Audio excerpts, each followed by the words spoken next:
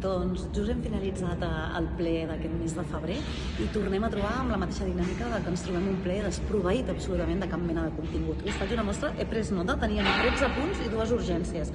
Mireu, hi havia 7 donacomptes, dels quals no es pot dir absolutament res perquè donen comptes d'acció que han anat a aprovar el govern.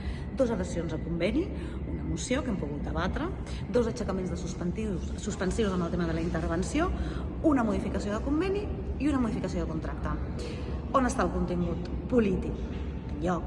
On estan les línies estratègiques de govern? Enlloc. On estan els models i els plans de municipi que volem, o que el govern vol implementar? Enlloc.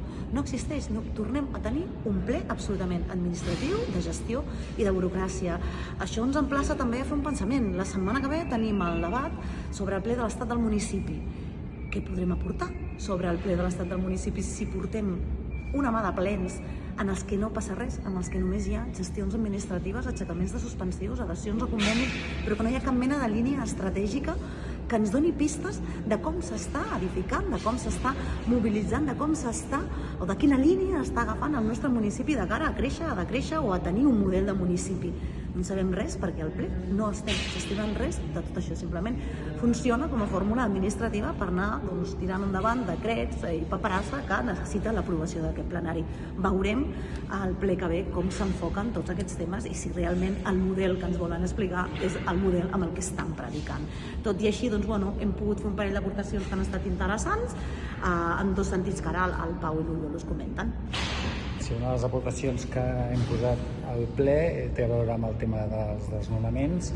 Per desgràcia, aquesta setmana hem coincidit amb els regidors en un desnonament a Vallpineda. Demà em sembla que ens consta que n'hi ha una altra a Roquetes, que és una mostra de la gravetat d'aquest problema.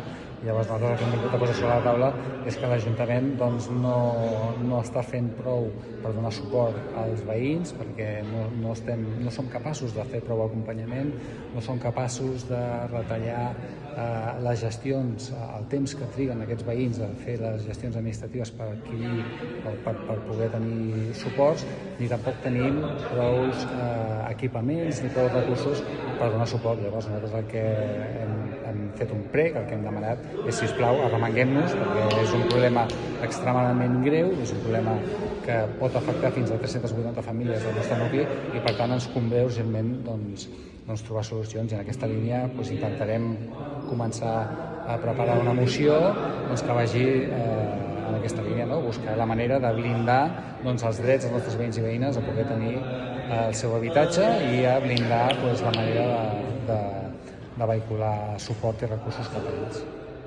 I a Pregs i Preguntes també hem tret el tema de demanar a l'equip de govern quins criteris hi ha en la cessió d'espais en partits o organitzacions que fomenten l'odi entre veïns i veïnes, com és el cas d'aquest dissabte. Aliança Catalana va fer una paradeta amb permís de l'equip de govern de l'Ajuntament de Sant Pere de Ribes i nosaltres volem demanar els criteris pels quals es dona permís amb gent que fomenta l'odi entre veïns i que no compleix el mínim democràtic que se demana a tota la resta.